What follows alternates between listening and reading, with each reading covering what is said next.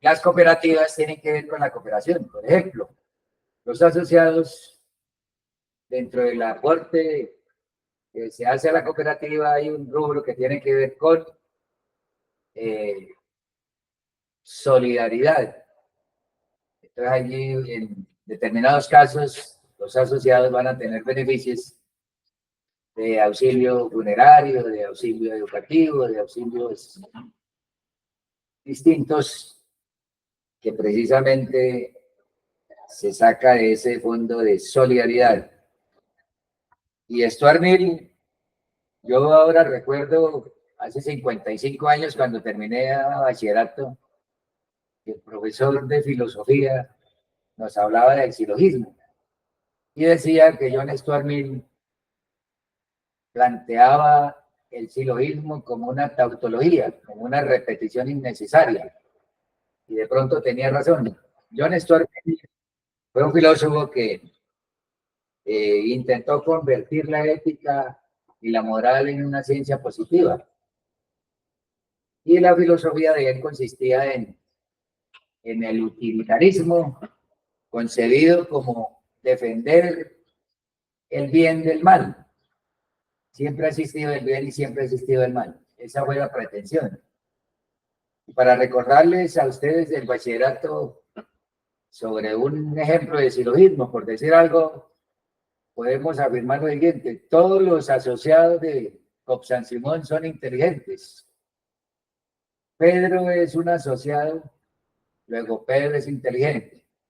Pues tenía cierto grado de razón John Stuart Mill al decir que el silogismo es una tautología o una repetición innecesaria. De tal manera que él también afirma, o también el profesor de filosofía en 1969 nos decía que la expresión del raciocinio es precisamente el silogismo. Y vamos a empezar con los ediles. En este periodo pasado de las elecciones para alcalde, gobernador, concejales, ediles, diputados, se eligieron 6.885 ediles. Los ediles son elegidos por 4 años y existe alguna norma, la ley 2061 del 21, donde le da facultad a los alcaldes para tasar, pudiéramos decir así, o para pagar honorarios a los ediles. Esos honorarios están determinados por un acuerdo municipal del consejo, de tal forma que puede pagarse hasta 2 VT por cada sesión. Una VT es una unidad de valor tributario que equivale más o menos en este momento a 67.000 pesos y un poquito más. De tal manera que por una asistencia a las sesiones de los ediles pueden pagarle menos, eso es lo máximo, pueden pagarle menos. Dentro de las funciones de los ediles está precisamente participar en el desarrollo económico y en la participación de políticas públicas que hace el municipio. Y debe reunirse por lo menos cada 3 meses con la comunidad para receptar o recibir mejor inquietudes sobre problemáticas de los barrios. Con Ibagué hay 13 comunas, ¿no? Cada comuna tiene múltiples barrios. También los ediles tienen la oportunidad de formular propuestas que beneficien a la comunidad. Por decir algo, arreglo de alumbrado público, cuestiones para intervenir ante las entidades municipales para que haya beneficio social en muchas cosas. También deben posibilitar la participación ciudadana, de tal manera que si alguna vez hay algunas organizaciones o alguna cosa que se llama Cabildo Abierto, que precisamente puede ser un acompañamiento a las sesiones de los concejales, de los diputados y de los ediles, pero también el Cabildo Abierto generalmente es una convocatoria que se hace por algunos líderes de todas las comunidades con el propósito de gestionar soluciones a las distintas problemáticas en los distintos órdenes. También debe orientar planes y programas puestas en la parte de la inversión social de los barrios. Los ediles también ejercen funciones que le delegan los concejales. Entonces, para hablar del Congreso, del Consejo, de la Asamblea, etcétera, entonces, en primer lugar, podemos referenciar que la noción de Estado. El Estado tiene como tres palabras fundantes. Una es el poder, dos, la población, y tres, el territorio. De tal manera que el Estado es el ejercicio del poder de una población determinada y en un territorio determinado. De tal manera que el Estado colombiano está precisamente organizado en los 32 departamentos, en los 1.102 municipios y en los 418 diputados a nivel nacional. Entre los municipios, uno de los que ocupa los últimos lugares, lamentablemente, está el municipio de Coyaima. Hay 1.102 municipios mal contados en Colombia, de los cuales Coyaima es uno de los que tiene menos ingresos, y eso que ahora ha aumentado el comercio, de tal manera que está ubicado en los últimos puestos. Así como Colombia, cuando participa en las pruebas PISA, los estudiantes sacan los últimos puestos porque no hay capacidad interpretativa en cuanto a la lectura y la escritura. Y también falla el conocimiento de la matemática. No tenemos esa ubicación poco honrosa, el último puesto en las pruebas internacionales PISA. Y un señor que es bogotano llamado Julián de Zubería, que dice que Colombia no sabe leer ni escribir, es una afirmación bastante fuerte, ¿no? Porque las personas sabemos escribir en forma volandera o para presentar un examen, pero con procesos complejos no ocurre. Él nos dice eso. De tal manera que el Estado es el ejercicio del poder, pero el Estado también está organizado. Entonces ahí salen las ramas del poder público, la rama ejecutiva, rama legislativa y la rama judicial, la organización del Estado colombiano. De tal manera que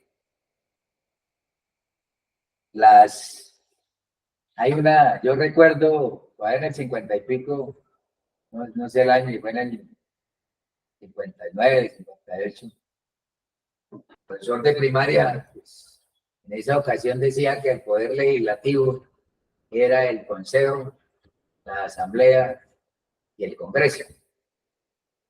Pero en los últimos tiempos nos hemos podido dar cuenta que hay un debate, porque el único legislador que hay es el Congreso.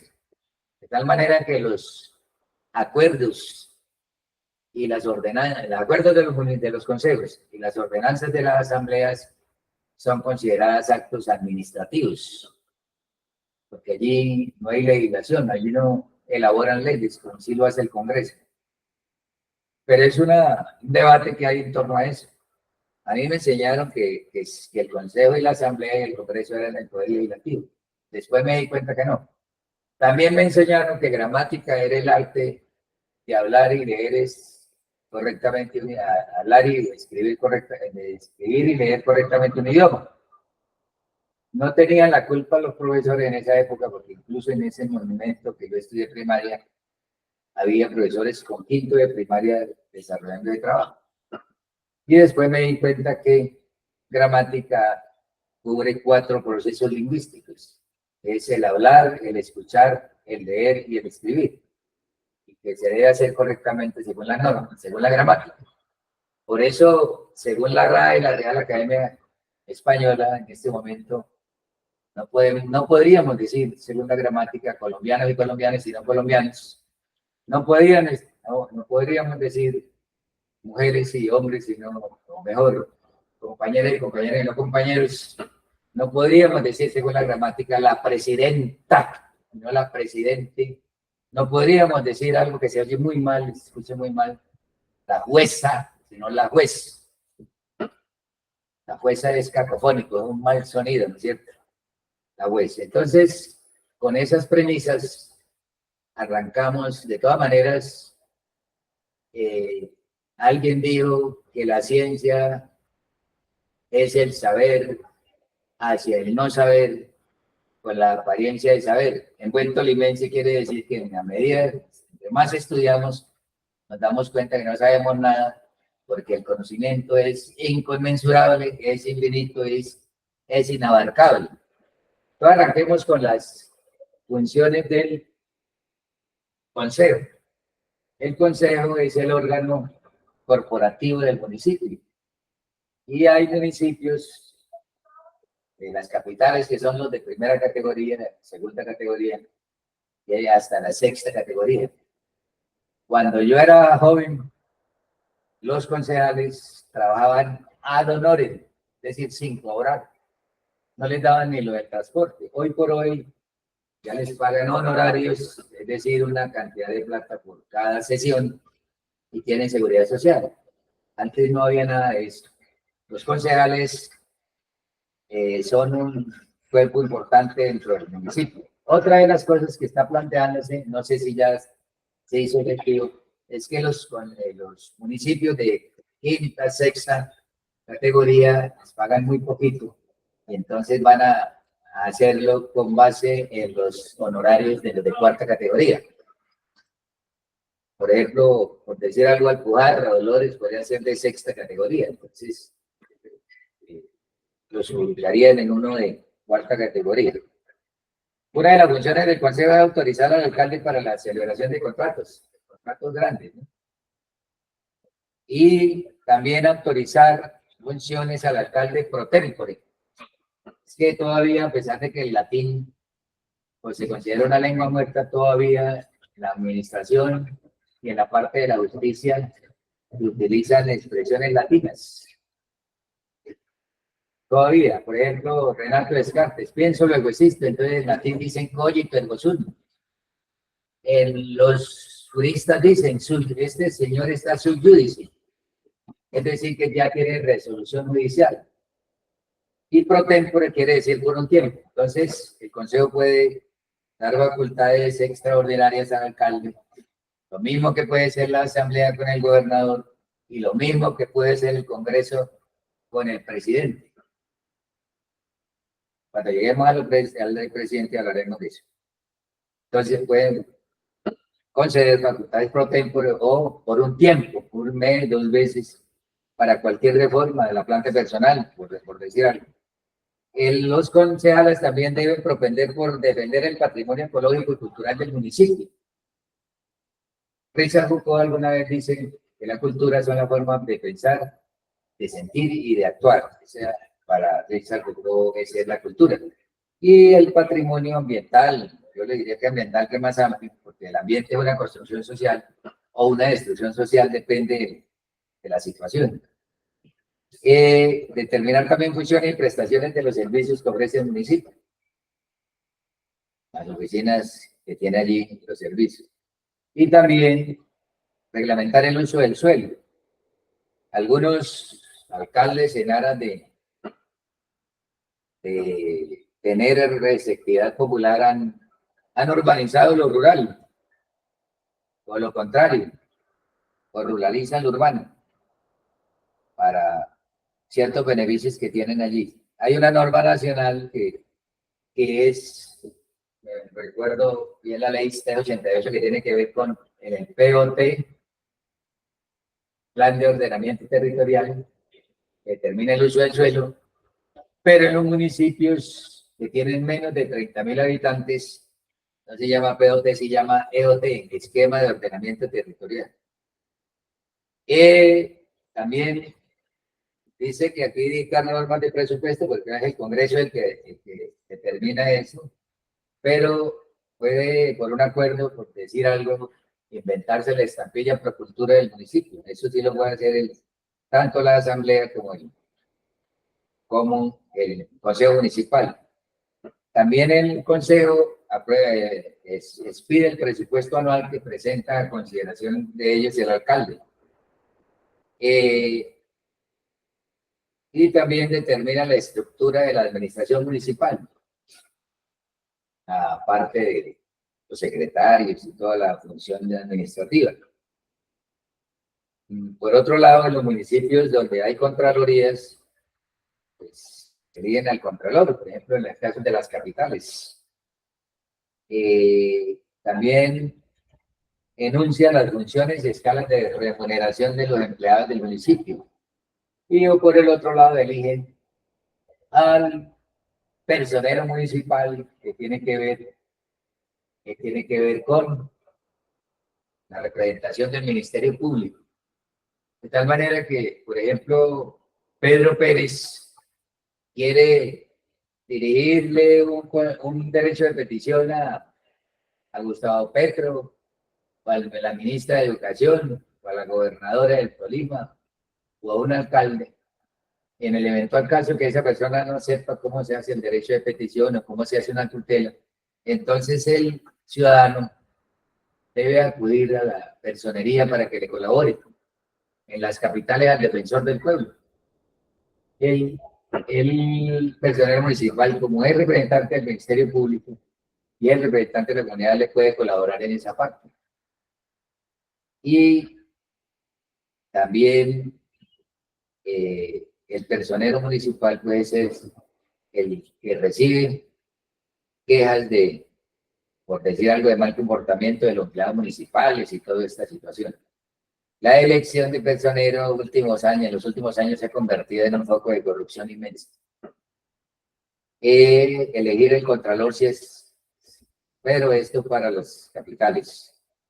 Adoptar planes y programas de desarrollo económico, social y de obras públicas de los que presente a consideración el alcalde. En Colombia la vez pasada fueron elegidos 12.072 concejales en los 1.102 municipios, de tal manera que hay muchos concejales.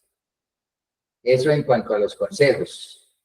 Entonces sigue el debate de que los acuerdos municipales se llamen actos administrativos, las ordenanzas de la asamblea se llaman actos administrativos.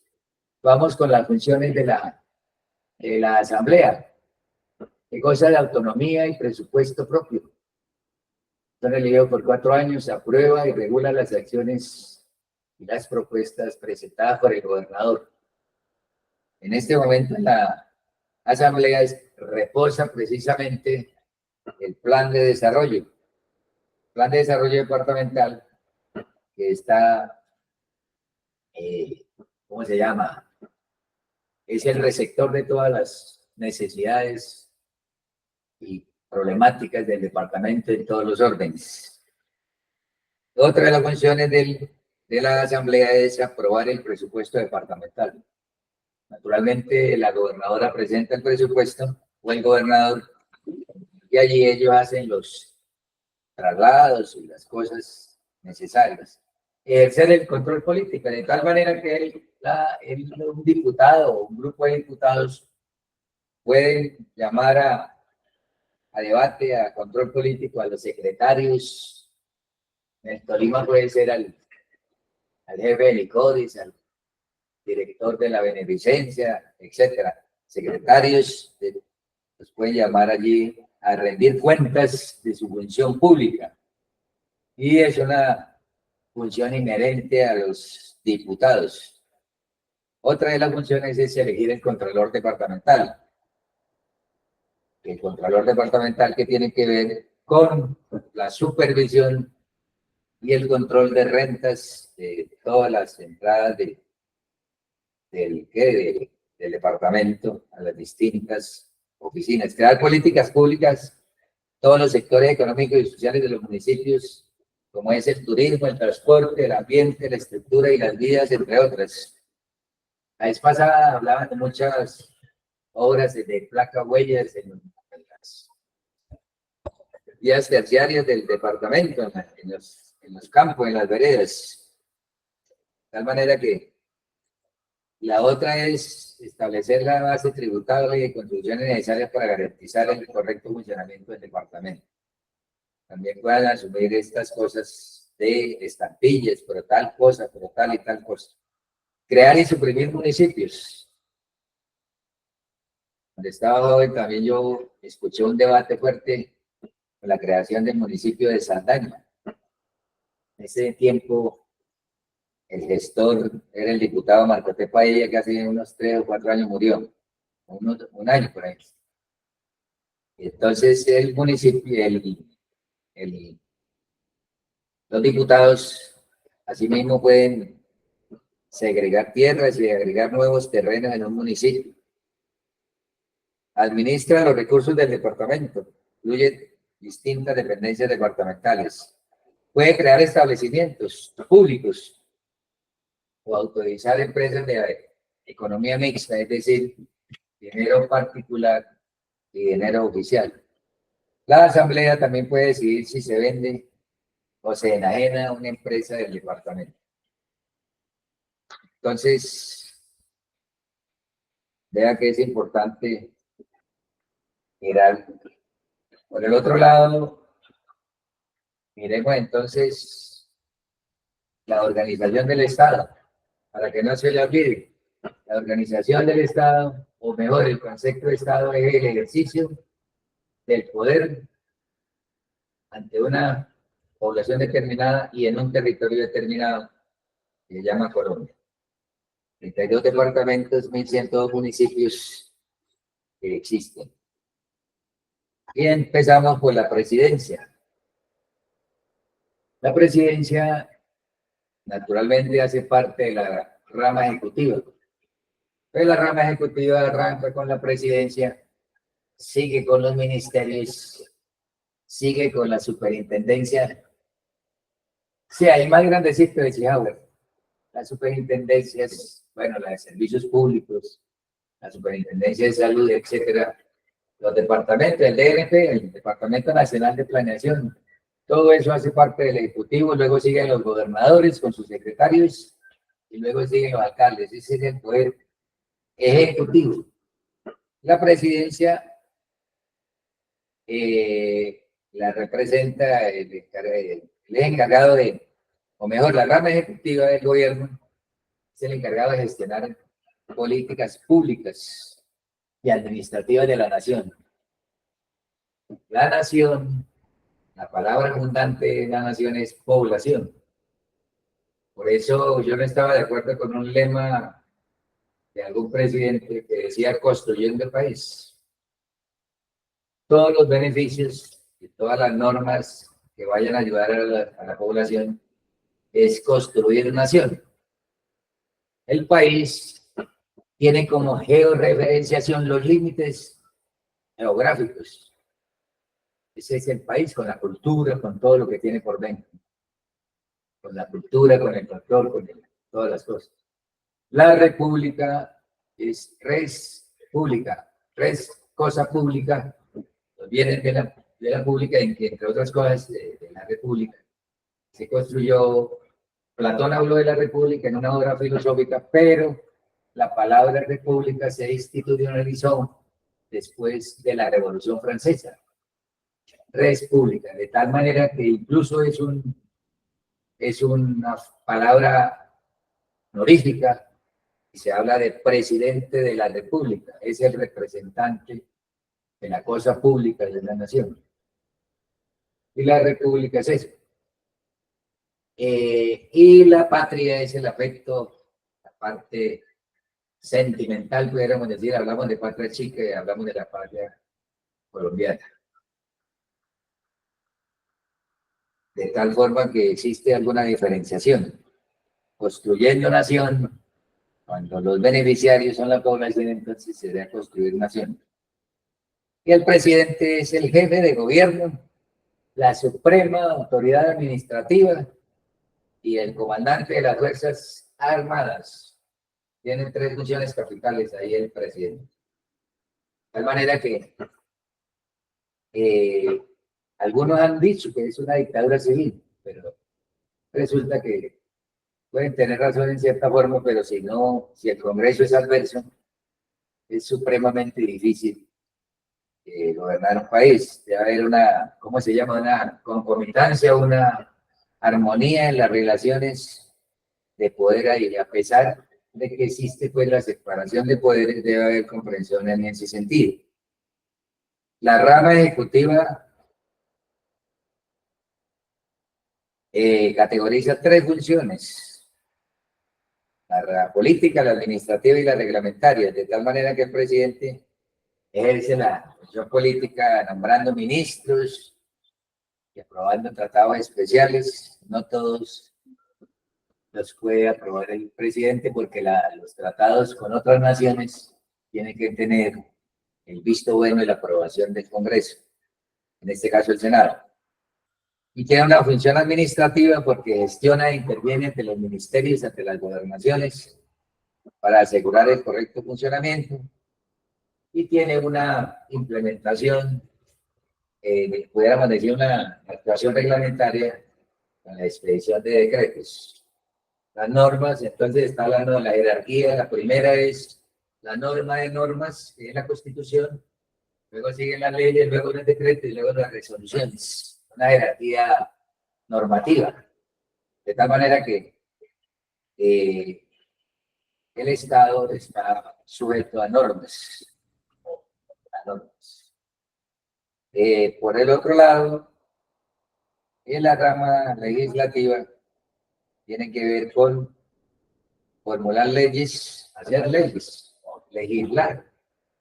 Entonces puede aprobar leyes, reformar leyes y derogar leyes.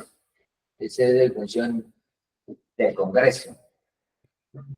Alguna vez, para decirles que el latín todavía resucita, alguna vez escuché la expresión dura lex, sed lex. La ley es dura, pero es la ley. Incluso era un postulado de la Constitución perdón, de 1886, que era propugnada por el Estado de Derecho, y la Constitución de 1991 propugna por el Estado Social de Derecho. ¿Cuál es la diferencia? Uno, el Estado de Derecho tiene en cuenta la norma en forma taxativa y literal, mientras que el Estado Social de Derecho tiene en cuenta muchos aspectos. Por ejemplo, la Constitución del 91 tiene en cuenta la dignidad humana que atraviesa todos los derechos fundamentales que plantea la Constitución, al trabajo, a la vida, etc. A vivienda digna incluso. Entonces, tiene en cuenta la salud, tiene en cuenta, por decir algo, por ejemplo, protección procesal de derechos constitucionales, dentro de los cuales está la tutela, que lo contempla el artículo 86 de la Constitución, y que el juez debe resolver en 10 días. Está el habeas corpus, que es cuando una persona ha sido detenida arbitrariamente dentro de las 36 horas siguientes, deben resolverle la situación de revocarle la orden de aseguramiento. Antes se llamaba orden de captura, ahora le llaman orden de aseguramiento. El otro de los aspectos de protección procesal constitucional también es el habeas data.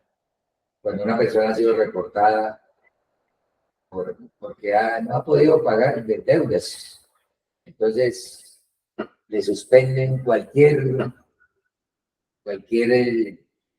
préstamo, cualquier situación de intervenir ante una entidad financiera para que le resuelvan alguna situación económica. Entonces, ya hay una ley, ya en ese habeas data para proteger a las personas, que precisamente tiene que ver con derechos de las personas. Por decir algo, esa ley, que en este momento no recuerdo, tiene que ver con la solicitud de las personas que están allí, digamos, registradas como no muy buenos pagadores. Entonces, en ese momento pueden escribir presentando una posibilidad de arreglo. Si en los 23 días, es decir, 15 días, tiene plazo 15 días para resolverle, y posteriormente otros 8 días hábiles, serían 23 días hábiles. Y si no le resuelven nada, según la ley, entonces eso hasta un salario mínimo de deuda, además ya tiene otro tratamiento. Si no le resuelven en esos 23 días hábiles, la persona asume que ya fue aceptada la propuesta y la solicitud o el derecho de petición que presentó la persona. Otra de las funciones de la rama legislativa es ejercer control sobre el gobierno, de tal manera que el Congreso de Colombia es bicameral, es decir, hay representante a la Cámara y hay representante al Senado, hay Senado y Cámara. No han podido todavía por intereses políticos dejar un Congreso unicameral que fuera, eso sería lo ideal en términos de financieros y en términos de cumplir con la ley quinta que ellos lo reglamentan, que tiene que ver con la celeridad en los procesos de elaboración de leyes. Hoy por hoy, le da uno mal genio cuando los legisladores le huyen al debate. Añoro los congresos del 70, del 80, hasta el 90 incluso, porque había debate en el Congreso. Ahora lo eluden, se van e incumplen una función de congresistas, que es debatir para hacer leyes. Se van para dañar el quórum, se van para oponerse a determinadas cosas. No, son pusilánimes. Es decir, el Congreso está para eso, para debatir, para que sea la fuerza de la razón, la fuerza de la retórica, la fuerza de la palabra que esté presente allí, y no un poco de miedosos y pusilánimes, o no sé qué, o corruptos, como llamen, dejar botada su función como congresistas.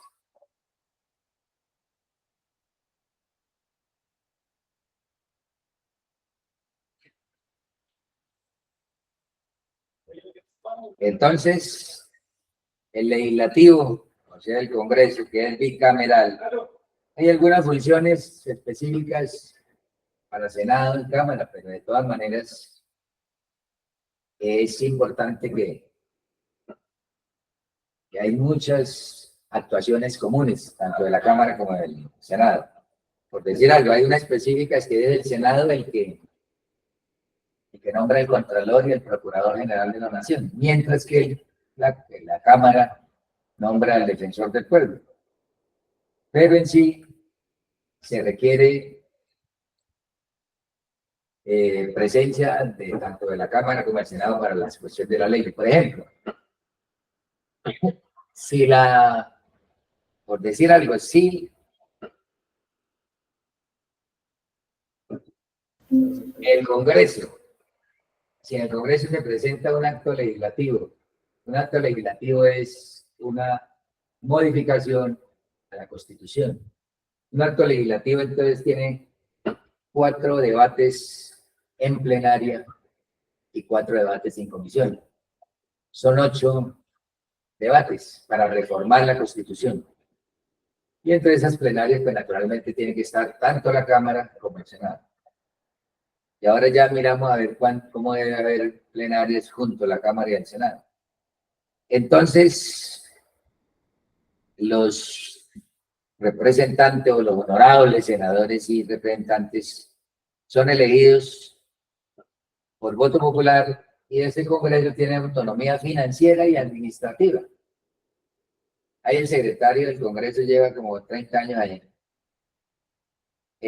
Conformados por mesas directivas y tiene varias funciones. Una función constituyente para reformar la Constitución política a través de actos legislativos. Actos legislativos es lo que resulta después de los 4 debates en plenario y 4 debates en comisión, para reformar la Constitución. Eso se llama acto legislativo. Muchas veces cuando un acto legislativo no es aprobado, entonces el presidente o el mismo Senado pueden solicitar un referéndum para que el pueblo diga si sí o no. Y el presidente también tiene una autonomía para los plebiscitos. Él puede convocar una determinada pregunta para que la nación, es también una especie de consulta popular, para que digan si están de acuerdo o no están de acuerdo. Yo recuerdo en 1956, 57, Gustavo Rojas Pinilla frente a un plebiscito para preguntar si las mujeres tenían derecho al voto y naturalmente se aprobó en 1957, 56, bueno, no recuerdo bien el año, pero uno de esos dos, porque después, en 1958, arrancó, después de que derrocaron a Pinilla, la junta militar, entonces arrancó por acuerdo entre liberales y conservadores, que eran los últimos partidos, los únicos partidos que funcionaban en esa época, arrancó algo que se llama el Frente Nacional. El Frente Nacional era un acuerdo entre liberales y conservadores que repartían los 4 años de gobierno alternadamente. Entonces, primer presidente del Frente Nacional, Alberto Lleras Camargo, una persona muy inteligente y uno de los reformadores del Estado, del 58 al 62, del 62 al 66 estuvo un señor que le gustaba mucho la guerra, que llamó Guillermo León Valencia, es el abuelo de Paloma Valencia, una actual senadora. Después el abuelo de Germán Vargas Lleras, llamado Carlos Lleras Restrepo, liberal, uno de los grandes reformadores, junto con Alberto Lleras Camargo, de la nación, el país de la nación, mejor. Y luego quedaba los otros 4 años de el Partido Conservador. Y resulta que Pinilla, Gustavo Rojas Pinilla, se lanzó y ganó la presidencia. A las 7:30, 8 de la noche, el presidente llamado Gustavo Rojas Pinilla. Pero a las 11 de la noche ya les llamaban Misael Pastrana Borrego. Ellos no permitieron que el acuerdo del Frente Nacional le fuera a torpedear ese, entonces le regalaron las elecciones a un señor llamado Misael Pastrana Borrego, que es el papá de uno de los peores presidentes que ha tenido Colombia, Andrés Pastrana Arango.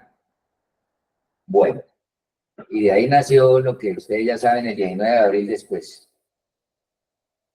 La función legislativa, naturalmente, del Congreso es interpretar, elaborar, reformar leyes, derogar leyes, elaborar los códigos. Desde hace días se están amenazando que van a reformar el Código Civil, pero hasta este momento no ha habido nada. La función política también es la misma, control político, llamar a los ministros, a los jefes de los departamentos nacionales, etc. La función electoral también para, como les dije, en el caso del Congreso, del Senado, el procurador y el Contralor Nacional lo nombran. También el Senado nombra los magistrados de la Corte Constitucional, que más adelante vamos a hablar de eso, y la Sala Jurisdiccional del Consejo Superior de la Judicatura. Más adelante hablamos de eso. También el Defensor del Pueblo, que lo nombra la Cámara de la Vicepresidente de la República cuando haya vacancia absoluta, es decir, por muerte o por renuncia, etc. Función de control público, también para convocar a una persona cualquiera, cualquier ciudadano, para que brinde declaraciones escritas o orales en hechos relacionados con estas comisiones. Por ejemplo, en el Congreso existe la Comisión de Ética. Y la función de control público es esa. La función de protocolo es para recibir a los jefes de Estado en otras naciones. Y el Congreso se reúne en forma plena, es decir, tanto Cámara como Senado, uno al instalar y clausurar las sesiones. La instalan ahora como que en febrero y las clausuran las instalan el 20 de julio y así sucesivamente, y las cierran en diciembre. Dar posesión al presidente de la República también, o al vicepresidente, también deben estar todos los congresistas, Cámara y Senado, para recibir los jefes que vienen de otros países y visitan a Colombia, para elegir el Contralor de la República. Yo he dicho que el Senado, pero están en plenario todos. Elegir el vicepresidente de la República cuando se requiere reemplazar el elegido en caso de falta absoluta del mismo. Elegir a los magistrados de la Sala Jurisdiccional Disciplinaria del Consejo Superior de la Judicatura y decidir sobre la moción de censura. La moción de censura y la revocatoria del mandato no ha dado resultado en Colombia, a pesar que existe dentro de la Constitución Política Colombiana, por varias razones, los manejos que hace. Más se demora el comité de revocatoria de un mandato en declararse y hablar de él, y cuando ya lo están amenazando de muerte. Y lo de la censura, pues también. El Senado es responsable de admitir la renuncia del presidente o vicepresidente de la República, de conceder una licencia del presidente de la República para separarse temporalmente de su cargo si se presentan casos de enfermedad, declarar el abandono de cargo y la incapacidad permanente del presidente de la República. Esto lo hace el Senado. Decidir sobre excusas del vicepresidente para ejercer la presidencia de la República. Elegir a los magistrados de la Corte Constitucional. Elegir al Procurador General de la Nación. Aprobar y desaprobar los ascensos de los militares. Esos militares jerárquicos. Los oficiales, los generales, etc. Autorizar al gobierno a declarar la guerra con otra nación. La guerra es los peores males y los absolutos males que puede tener la sociedad. Y es precisamente una demostración de la falta de civilización y la falta de humanismo. Autorizar el tránsito de tropas extranjeras por el territorio nacional. Para eso no ha habido problema, siempre lo autorizan. Rendir concepto previo al gobierno sobre prórroga para el segundo periodo del estado de conmoción interior. En la antigua Constitución, la Constitución de 1886, que se hizo de forma distinta a la Constitución del 91. En ese tiempo, 1886, había una hegemonía del Partido Conservador y el país está dividido en 9 provincias. Entonces, ¿cómo hicieron la Constitución del 86? Citaron a todas las provincias y redactaron la Constitución Política de 1886. Los fuertes políticamente eran los Caro y Cuervo en esa época. Eran escritores también, pero políticos también. De tal manera que ahí en esa Constitución predominaba el Estado de Derecho. Dura lex sed lex. La ley es dura, pero es la ley. A diferencia de la del 91. ¿Y qué pasó ahí? En esa Constitución había cosas como estas, por decir algo. El artículo 21 pues, contemplaba el estado de sitio. El estado de sitio, y en la nueva Constitución se llama conmoción interior, y ya les decimos en qué consiste. Entonces, el estado de sitio era cuando se declaraba perturbar el orden público. Incluso los militares salían muy beneficiados porque ese tiempo era doble para la pensión. Podían hacer muchas cosas. El estado de sitio era cuando les quitan ciertas garantías y ciertas libertades a las personas. Que para hacer reunión toca pedir permiso, etc. Y el artículo 122 era la emergencia económica. Ahora se llama conmoción interior y el gobierno la puede declarar por 90 días con la firma de todos los ministros, de tal manera que esa conmoción interior con la firma de todos los ministros escrita pasa a control posterior de la Corte Constitucional. Pero si persiste las problemáticas de orden público, el Senado puede autorizar otros 90 días de conmoción interior. Y si persisten, el mismo presidente nuevamente puede otros 90 días de conmoción interior. En esa conmoción interior, lo que antiguamente se llamaba estado de sitio, el gobierno puede expedir unos decretos con fuerza de ley, lo llaman decretos legislativos. Es decir, ese decreto es equivalente a las leyes que promulga el Congreso. Pero esos decretos leyes también tienen control posterior a nivel constitucional. De tal manera que eso es lo que antiguamente se llamó estado de sitio, ahora se llama conmoción interior. También el Congreso debe conocer las acusaciones que formula la Cámara, o mejor, el Senado, perdón, estamos con el Senado. Conocer las acusaciones que formula la Cámara de Representantes contra los altos funcionarios del Estado, contra congresistas, contra ministros, contra todas estas personas. Conocer el abandono del ejercicio del cargo motivo de enfermedad por tiempo necesario del presidente de la República y elegir los miembros de la administración del Senado. Hicieron una administración y un control financiero autónomo. La Cámara de Representantes elegir el defensor del pueblo, examinar y concluir la cuenta nacional del Tesoro que envía el Contralor General. Es una función importante. Y acusar en el Senado los funcionarios del Estado, presidente de la República, magistrado, etcétera, y el fiscal general de la Nación, y hay causas constitucionales. ¿Acelero? Conocer las denuncias y las quejas que ante ellas se presenta el fiscal de los funcionarios y si son meritorios acusándolas ante el Senado. Comisionar funcionarios y otras autoridades que le apoyen en el desarrollo de las investigaciones que le competen. De tal manera que esas son las funciones tanto del Senado como de la Cámara, faltarían algunas, pero de todas maneras son las más importantes.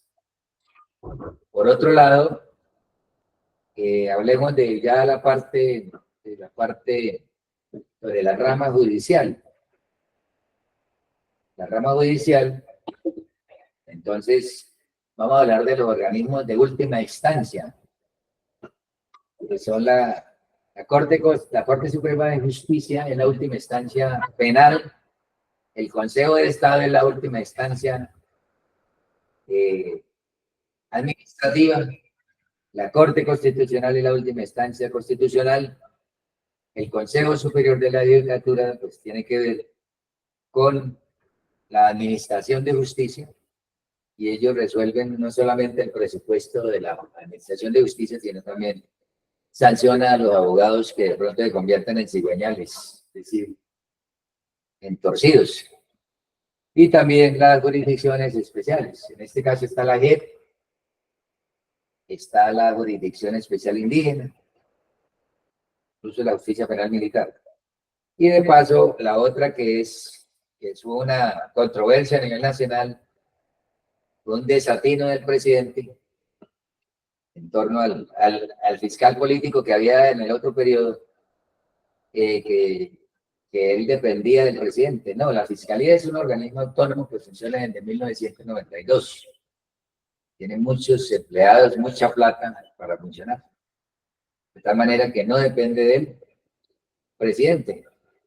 Trabajan armónicamente, pero no es que depende del presidente porque tienen plena autonomía. Y entonces, ¿qué hace la Corte Suprema de Justicia? Actuar como tribunal de casación. Esas cortes tienen unas salas que llaman de casación para dirimir los pleitos que vienen, por decir algo, desde juzgado penal del circuito, tribunal, y ya llegan allá para decidir en última instancia. Juzgar al presidente y a los altos funcionarios cuando cometen delitos penales o acciones punitivas. Investigar y juzgar a los congresistas, eso hace la Corte Suprema.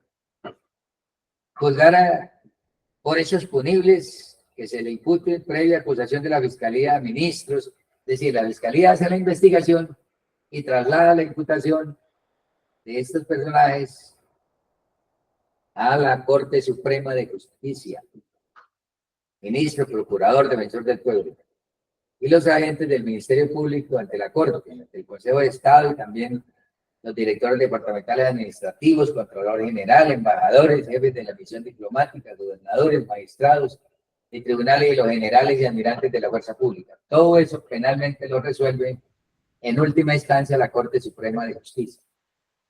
Y en la parte administrativa es un tribunal, el Consejo de Estado es un tribunal de lo contencioso administrativo. Por decir algo, Pedro Pérez demandó al Estado en un juzgado administrativo sobre una pensión, pero ellos le siguieron negando, fue al tribunal, puede llegar hasta allá al Consejo de Estado para que le diriman y resuelvan en última instancia la problemática jurídica y puede anular todos los procesos anteriores del juez, de los magistrados del tribunal, etcétera, y dar un nuevo acto administrativo, se llamaría acto administrativo en este caso. Conoce las acciones de la unidad por inconstitucional de decretos detectados por el gobierno que no corresponden a la Corte Constitucional. La Corte Constitucional es la garante y la protectora de la Constitución política, pero en este caso la parte administrativa puede también afectar la constitucionalidad. Entonces, las que son administrativas que afectan la Constitución, entonces las trata él, en última instancia, el Consejo de Estado. Es un cuerpo supremo del gobierno en temas de administración, es decir, el Consejo de Estado está obligado a asesorar al gobierno en la parte administrativa, porque los señores magistrados deben saber deben saber mucho de esa parte administrativa. Y también el Consejo de Estado puede preparar y presentar proyectos de reforma a la Constitución, así como proyectos de ley. Eso lo puede hacer el Consejo de Estado ante el Congreso, presentar proyectos de ley y presentar proyectos de reforma a la Constitución.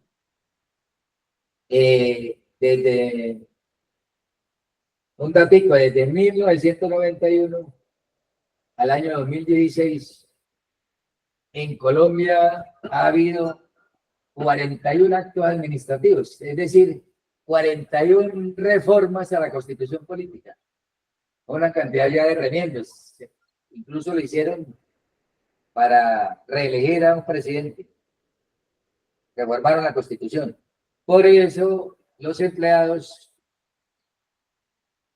que por medio de un acto legislativo, recuerdo que fue en 2005, no sé si fue el 03 o el 2000 o el 05, fue quitada la mesada 14 a los empleados, a los servidores públicos. Y ahora se ha hecho mención a la mesada 14, pero es que para reivindicar o para volver a posibilitar esa mesada 14 toca otro acto legislativo, es decir, ya es anular el acto administrativo que lo posibilitó y generar otro que lo resucite. Entonces no es tan fácil lo de la mesada 14. Estar al tanto de casos de pérdidas de investidura. El Consejo de Estado debe estar informado de las pérdidas de investidura de los congresistas y de los diputados, incluso de los concejales. Y se da su propio reglamento y ejerce sus funciones de ley en torno al Consejo de Estado. ¿Qué pasa con la Corte Constitucional? La Corte Constitucional es la protectora de la supremacía de la Constitución política. Incluso, ustedes se han dado cuenta que las tutelas, algunas tutelas de renombre, de alto peso jurídico, han sido revisadas con la Corte Constitucional. Ustedes saben, la tutela es un derecho que contempla el artículo 86 de la Constitución política, que tiene que ver con la protección de derechos fundamentales, oiga bien, fundamentales. Si usted se siente lesionado porque ha sido amenazado, porque ha sido perseguido, porque no le contestaron un derecho de petición. Entonces, al no contestarle un derecho de petición, a usted le están violando el derecho de petición, le están violando el debido proceso y le están violando el derecho a la información. Entonces, presenta una tutela. Esa tutela, el juez tiene 10 días para resolverla, 10 días hábiles. Y el derecho de petición son 15 días hábiles. Y esa fallo de la tutela, que resuelve el juez, no solamente se puede impugnar, sino también que puede ir a la Corte Constitucional a revisión. Y la revisan y incluso la Corte Constitucional ha reversado muchos fallos de tutelas por fallas procedimentales, por fallas de procedimiento. Entonces la Corte Constitucional vela por eso. Decide con anterioridad al pronunciamiento popular sobre constitucionalidad de la convocatoria a referendo a Asamblea Constituyente para reformar la Constitución. Hoy por hoy, lo de la Constituyente es un tema de palpitante controversia. Se habla de una Constituyente y ustedes saben que la Constitución del 91 fue producto de una Constituyente. En ese tiempo agregaron a la elección de gobernadores, diputados, concejales, etcétera, etcétera, la séptima papeleta. Y ahí salió precisamente lo de la constituyente para elaborar la constitución política. Recuerdo yo que dos presidentes de esa constituyente, antes de hablar de constituyente, entonces, toda constituyente necesita una ley estatutaria. En ese tiempo había un ambiente grandísimo de acuerdos políticos para la ley estatutaria. Entonces, la ley estatutaria que contempla cuántos constituyentes van a ser elegidos, en cuánto tiempo, etcétera, etcétera, todo eso. Da toda la normativa sobre el manejo de eso. Entonces, la ley estatutaria generalmente se llama estatutaria porque tiene que ver, uno, con participación ciudadana y dos, con derechos fundamentales. De tal manera que la ley estatutaria, y ya tiene su legislatura, por decir algo, de febrero a julio, a diciembre. Si no se resuelve en una sola legislatura, se muere. Entonces es muy difícil una constituyente si no hay acuerdos políticos, no la ley estatutaria, perdón. Entonces yo recuerdo, dos de ellos ya hicieron el viaje sin regreso.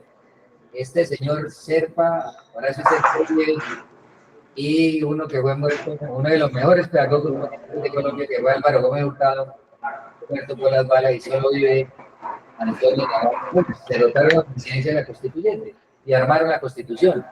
Y esta constitución, al juicio de muchos, ha sido muy garantista, o es muy garantista, es ambientalista. Lo difícil es aplicar la teoría, lo que está escrito allí. Entonces, ¿qué es lo que ocurre?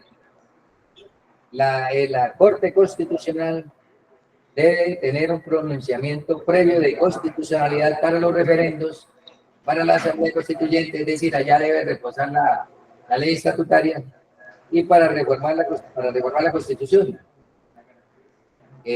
Decide también la constitucionalidad de referendos sobre leyes, consulta popular, plebiscito de orden nacional. Ya hablamos del plebiscito ese es resorte del presidente, el plebiscito.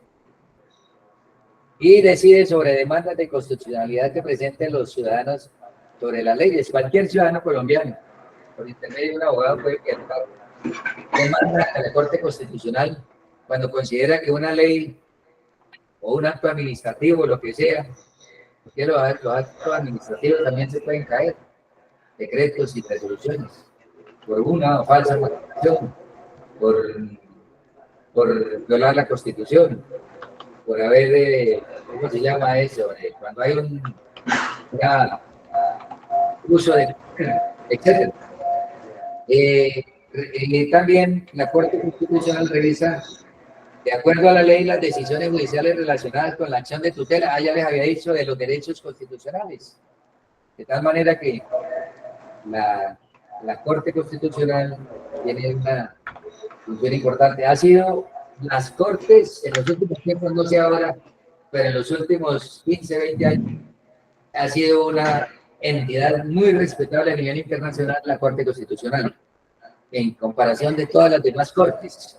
Hoy por hoy parece que la cosa está funcionando mejor, pero ha sido un referente internacionalista en cuanto a aplicación protección constitucional de Colombia. Y el Consejo Superior de la Judicatura, que tiene que ver con el presupuesto y el manejo de está compuesto por dos salas, una sala administrativa, una sala disciplinaria. Entonces, una lo contemplan 8, ellos están elegidos por 8 años, una contemplan 7 y otras 6 magistrados. Los magistrados de la corte, ¿cómo se llama? Ahora olvidé eso, de la Consejo Superior de la Judicatura tienen funciones. Uno, de administrar la carrera judicial. Ellos administran todo lo que tiene que ver con la estructura judicial, los jueces, todos, tribunales, etc. 2, elaboran las listas de candidatos para designar funcionarios, excepto los de la jurisdicción especial de la penal militar. Y examina conductas y sanciones por falta de la rama judicial, no solamente por los abogados litigantes, sino por los funcionarios judiciales. Ellos los disciplinan. Bueno, a los abogados les quitan la tarjeta, los suspenden por 1 año, por 2 años, los multan, etc. Controlar el rendimiento de las corporaciones y despachos judiciales. Una de las cosas que hay en la rama judicial es precisamente el acoso laboral, porque ellos le exigen resultados. Muchos fiscales, muchos jueces han terminado suicidándose por el estrés, por esa depresión que genera la sobredemanda, la sobredosis de trabajo. Es un problema bien tremendo que tiene la justicia colombiana en el sentido de exigir resultados y de no tener en cuenta la parte humana de los trabajadores de la rama judicial. Y elaborar el presupuesto de la rama judicial que remite al gobierno. De tal manera que vean que estas cortes tienen muchos poderes, unos en un lado y en otro. Y la Fiscalía General de la Nación, que la vez pasada yo lo vi como un trampolín político, lo utilizaba para eso, menos para la parte jurídica. Y entonces las funciones de la Fiscalía, que nació desde 1992, precisamente por la Corte Constitucional, perdón, por la Constitución del 91, entonces asegura la comparecencia de presuntos infractores a la ley penal, adoptando las medidas de aseguramiento, lo que antes llamaban orden de captura. Calificar y declarar precluidas las investigaciones realizadas.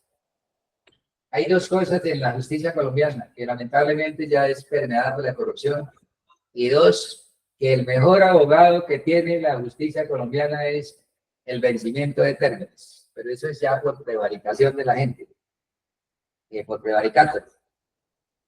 Y el que prevarica, si sea por 10.000 pesos, no se llama, o peculado, lo que se llama, no se llama peculadito y no peculado, así sean 10.000 pesos. Calificar y declarar precluidas las investigaciones. ¿Cuándo se precluye una investigación? Cuando tácitamente debe hacerse porque no se han cumplido los tiempos. ¿Ya? Y entonces se quema esa etapa y es irreversible y sigue la otra etapa. Entonces precluye una etapa. Es como declarar ya problemática frente a un proceso por no haber diligencia. En este caso yo considero a los empleados de la rama judicial porque le exigen mucho y ellos no son capaces de resolver en el tiempo previsto tanta cosa. Hay congestión judicial. Dirigir y coordinar funciones de la Policía Nacional, eso le corresponde a la Procuraduría, a la Fiscalía. Velar por la protección de las víctimas, testigos, los que intervienen en el proceso. Y la competencia es de toda la nación. Yo no sé si están cansados, pero hasta este momento les digo que ha sido un placer haber intervenido ante los asociados y algunos invitados y les agradezco inmensamente que hayan escuchado. Mi nombre es José Alirio Rodríguez Sierra, miembro del Comité de Educación y del Consejo de Administración de la Cooperativa San Simón. La Cooperativa San Simón les extiende un abrazo grande por haber participado de esta charla y les presento disculpas si ha habido alguna fallas en este sentido. Agradezco inmensamente la escucha y la participación de ustedes. Muchas gracias, señor José Alirio. Abrimos el espacio para intervención de los presentes, de los que se encuentran conectados en esta charla, para que pues den sus apreciaciones, sus inquietudes y aprovechar que todavía tenemos un tiempo para que podamos resolverlas y pues hasta la hora de finalización de la jornada, que está programada a las 12:15. Entonces, ya depende pues de los participantes. Así que vamos a permitir el micrófono al señor Edgar Moreno Rojas, que levantó la mano. Señor Edgar, buenas tardes, buenos días todavía, y pues bienvenido y gracias por participar. Bueno. Muy buen día a todos. Qué bueno haber estado en este espacio. Definitivamente Alirio es muy especial para tratar estos temas y de verdad que lo ilustra, le hace claridad de cosas tan importantes, porque se habla de tantos temas constitucionales y todas esas cosas. Entonces, la verdad que excelente la exposición, y Alirio, como siempre, muchas gracias. Bueno, Moreno, gracias, Edgar. Saludos cordiales. Gracias. ¿Alguien más quiere dar su apreciación o una inquietud, pregunta para el señor José Lirio, que fue el encargado de realizar esta capacitación? Sí, señor José Lo Barreto, señor Saúl, bienvenido Sí, y gracias por participar. muchas gracias, ingeniero. No, para agradecerle al compañero Alirio, me parece muy importante que nos haya puesto en tono en temas tan descuidados para nosotros, y es conocer cómo es el ordenamiento jurídico y cómo es el ordenamiento del Estado. De verdad que muchas gracias. Bueno. Y muchas gracias por su compañía y su presencia también a todos. Muchas gracias, señor Saúl. ¿Alguien más? Veo la señora Luz Marina Ramírez, que tiene la mano levantadita. Señora Luz Marina, ¿puede levantar el micrófono y dar su apreciación o inquietud? Y gracias nuevamente al José Alirio, que nos ilustró muchísimo. Tendría una pregunta. Eso que dijiste sobre las sanciones que le hacen a los abogados, por lo general es 1 año, qué pena decirlo. Me pareció muy poquito para un abogado que me hizo mucho daño. Fue grande, digamos, me perjudicó en mi nombre, hasta casi pierdo mi trabajo por todo lo que él falsificó, me entregó documentos falsos. Me parece 1 año muy poquito. No, es una suposición, porque es que muchas veces, de acuerdo a la falta, ahí sí va graduada la sanción, de tal manera que a algunos le quitan la tarjeta profesional y definitivamente quedaron por fuera. Eso depende del grado de la falta que haya cometido. No es decir, eso es gradual. Algunos les suspenden por 3 meses la tarjeta, otros por 1 año, otros en forma definitiva, otros llegan a la cárcel por como lo que vos planteas, falsedad en documento privado, en documento público, y vos lo habías podido demandar en ese sentido. Y eso tiene cárcel. Es decir, algunos terminan por su mal comportamiento, por su mala conducta, no solamente les queda borrada su profesión, sino que también terminan en la cárcel, ¿no? Eso depende del grado de la falta que haya cometido. En ese caso, por ejemplo, lo que acaba de decir usted es falsedad en documento público, falsedad en documento privado, lo que sea. Eso es cárcel, eso tiene cárcel, ¿no? Está graduada en el Código Penal. Pero en ese caso la fiscalía continúa la demanda penal, o sea, como eso tiene cárcel y creo que dura hasta 9 años ese caso. Entonces, ¿De dónde lo denunció? ¿Ya lo denunció o no? sí, señor, yo lo denuncié. ¿Y en qué terminó el proceso? Pues él terminó sancionado solo 1 año, su tarjeta profesional, pero yo no pongo más abogado porque no lo sé. Si debo seguir para que la fiscalía continúe el proceso que inició por el delito que yo lo acusé, o yo tengo que presionar o poner abogado, no sé esa parte. No, pero si ya le salió el fallo, si ya le salió el fallo y el fallo fue benigno con el hombre, consiguió un buen abogado, consiguió amigos. Entonces Ok. ya no hay nada que hacer porque ya hubo un fallo. Ok, bueno, Muchas gracias, señor Luz Marina, por esa participación. Veo que sigue con la mano levantadita el señor Saúl. ¿Quiere hacer otra intervención o...? Ok, listo. ¿Alguien más quiere hacer alguna intervención o algún comentario a la charla del día de hoy? De acuerdo. Entonces, pues no siendo más, vamos a darle paso a Eisen, nuestro líder aquí de sistemas, para que hagamos la rifa del detallito, del hermoso detalle que tenemos el día de hoy para esta capacitación, no sin antes agradecerle al señor Joselillo por su excelente capacitación y charla que nos brindó el día de hoy. Como todo, estas capacitaciones están enfocadas a que nos ayuden al día a día, a nuestras necesidades, conozcamos más de lo que realmente nosotros como sociedad deberemos de conocer y algo tan importante como es poder conocer las funciones del Consejo y la Asamblea, que es algo que todos nosotros en un periodo periódicamente hacemos votaciones para poder elegir esos representantes que algunas veces hacen muy buen trabajo y en otras veces pues realmente hacen cosas que no deberían de hacer. Entonces, por eso es tan importante que conozcamos cuáles son las funciones y sepamos muy bien a quién debemos elegir y quién nos van a representar en estos cargos. Entonces, muchas gracias, señora Lirio, muchas gracias a todos los participantes, de verdad un generoso y gran abrazo. Seguimos en este trabajo de capacitar. Espero que ustedes, personas que siempre nos han estado acompañando en estas capacitaciones, sigan invitando a su grupo familiar que pueden participar. Les agradecería mucho que estas jornadas sean más amplias, de mayor conocimiento, que las personas puedan estar aquí acompañándonos, ya que pues esto es cultura y educación y esto es uno de nuestros objetivos aquí como cooperativa solidaria. Entonces, Eisenhower, te doy la palabra para que pues, levantes tu micrófono y inicies con la actividad y de verdad, muchas gracias a todos de nuevo. Bueno, que tengan un feliz fin de semana.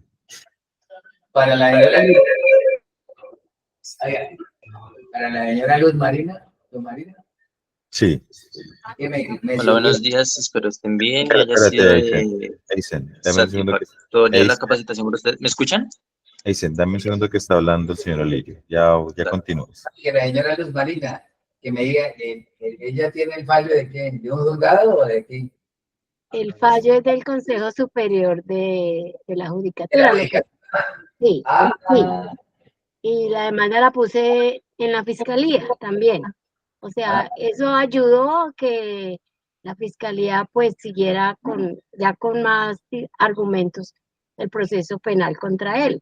¿Sí? Pero entonces, bueno, la pregunta que yo le hice, pero ¿le toca poner otro abogado? Mejor dicho. Sí. No, es que muchas veces los fallos judiciales son susceptibles de tutela por fallas de procedimiento o en el caso suyo que considera muy leve la sanción frente a la falta cometida. Sí. Entonces, sí, era esa parte. Ok, bueno, gracias. En ese caso sería ¿qué?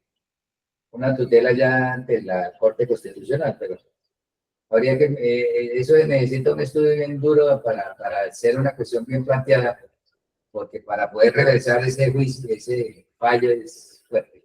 Entonces dejar que la Fiscalía continúe. Bueno, señor. Es que lo que pasa es lo siguiente, Juanita, la parte disciplinaria, en ese caso lo sancionó el Consejo Superior de la Judicatura, pero ya entiendo que la parte penal, la investigación la hace la Fiscalía. Allí puede haber imputación en ese sentido. Es que a usted le resolvieron la parte disciplinaria en el Consejo Superior de la Judicatura, pero la Fiscalía le resuelve la parte penal. ¿Listo? Vale. Bueno, señor, gracias, muy amable.